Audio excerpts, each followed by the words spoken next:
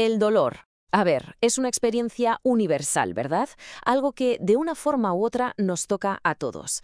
Pero, ¿y si la manera en que lo entendemos lo cambiara absolutamente todo? Hoy vamos a explorar una perspectiva radicalmente diferente sobre el sufrimiento, una que no lo ve como un lugar donde quedarse a vivir, sino como un camino que se atraviesa. Y aquí está la pregunta del millón, la que va a guiar todo este análisis. ¿Estamos de alguna manera condenados a que nuestras heridas nos definan para siempre? ¿A que el dolor sea nuestro destino final? ¿O es posible verlo de otra forma, como una etapa, un tránsito hacia algo más allá? Esa es la cuestión que vamos a desgranar.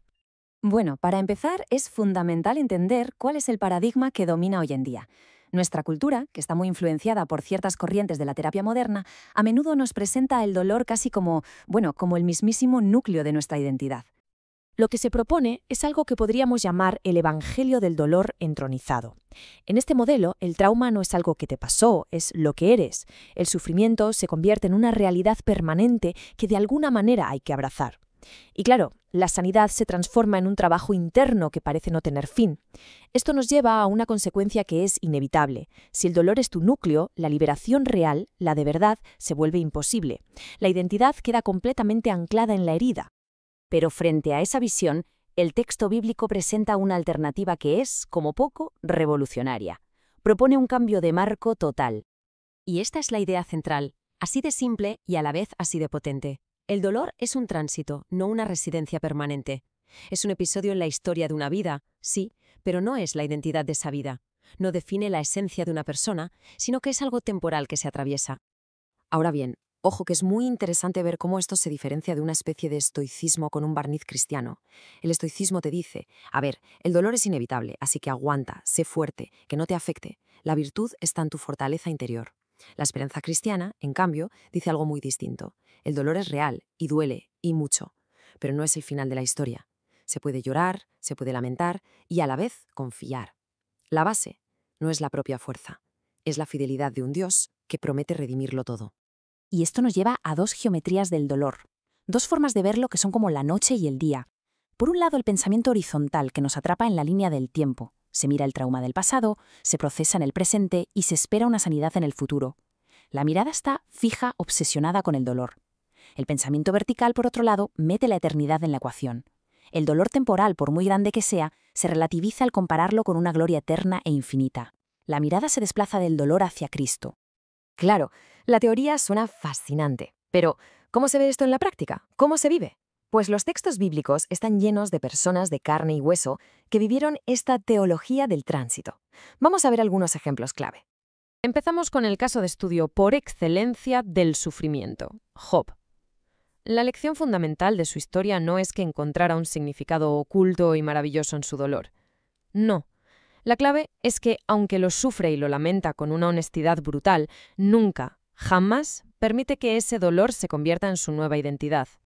Fíjate en su respuesta, porque es notable. Job rechaza de plano las explicaciones simplonas de sus amigos, que intentan convertir su dolor en una lección barata.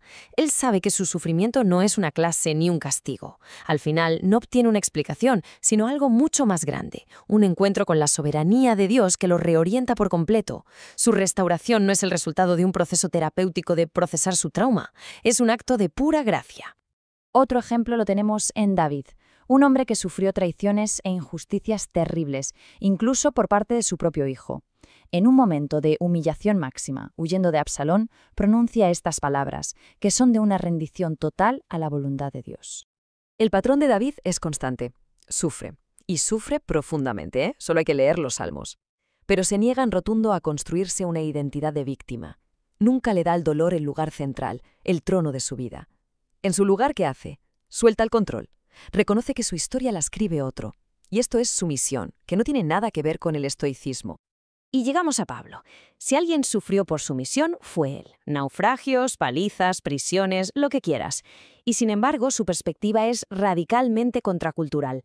No se gloría en su capacidad para aguantar. ¿Qué va? Se gloría en sus propias debilidades, porque es justo ahí donde ve actuar el poder de Cristo. Entonces, ¿qué hizo Pablo? No se quedó paralizado esperando a estar perfectamente sanado. Siguió adelante, trabajando a través del dolor. Y esto es crucial, recalibró su perspectiva. Llamó a sus sufrimientos, que eran enormes, leve y momentánea tribulación. ¿Por qué? porque los comparaba con el excelente y eterno peso de gloria. Su mirada no estaba en la herida, sino en lo eterno, y eso le permitió servir con una confianza asombrosa precisamente desde su limitación. Y el último ejemplo es quizá el más extremo y el más claro de todos.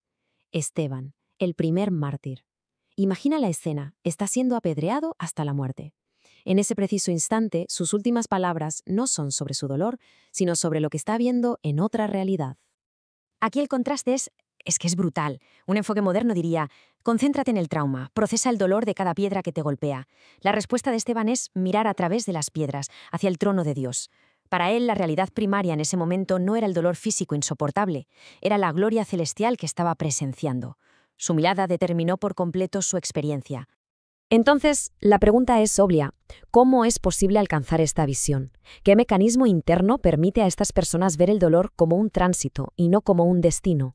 La respuesta bíblica es la fe, pero una fe entendida de una manera muy, muy específica. A ver, la fe bíblica no es pensamiento positivo. No es un sentimiento que va y viene, ni un salto irracional en la oscuridad. Se define como la certeza de las realidades futuras y la convicción de las realidades que no se ven. Y lo más importante es entender que esta certeza no se basa en la fuerza de voluntad de uno mismo, sino en el conocimiento objetivo del carácter de Dios. Esto nos muestra una secuencia muy clara, un camino. Primero, el conocimiento, estudiar quién es Dios a través de lo que ha revelado de sí mismo. Segundo, el Espíritu Santo toma ese conocimiento intelectual y lo activa, lo convierte en una convicción viva en el corazón. Eso es la fe. Y tercero, esa fe produce visión, la capacidad de percibir la realidad del trono de Dios incluso en medio de las piedras. Esteban podía ver los cielos abiertos porque conocía la historia de la fidelidad de Dios. Y así llegamos al final, a la comparación definitiva, al resumen de los dos caminos que se abren frente al dolor. Aquí los tenemos cara a cara. Por un lado, el paradigma del dolor entronizado. La mirada, ¿dónde está? Hacia adentro y hacia atrás. La identidad se basa en el sufrimiento. El dolor se ve como algo permanente, y la fe se apoya en sentimientos. ¿El resultado? Muchas veces la parálisis, una introspección que no acaba nunca. Por otro lado, el paradigma bíblico. La mirada está hacia Cristo y hacia adelante. La identidad se fundamenta en Él, no en lo que pase. El dolor se entiende como un episodio, y la fe se basa en el conocimiento de Dios. Y el resultado es libertad y la capacidad de servir, incluso desde la debilidad. Así que la pregunta final que este análisis nos deja no es ¿cómo se puede evitar el dolor? Esa pregunta, al final, no tiene respuesta. La pregunta mucho más profunda, la decisiva, es, en medio de la prueba, en medio del tránsito, ¿dónde están puestos los ojos?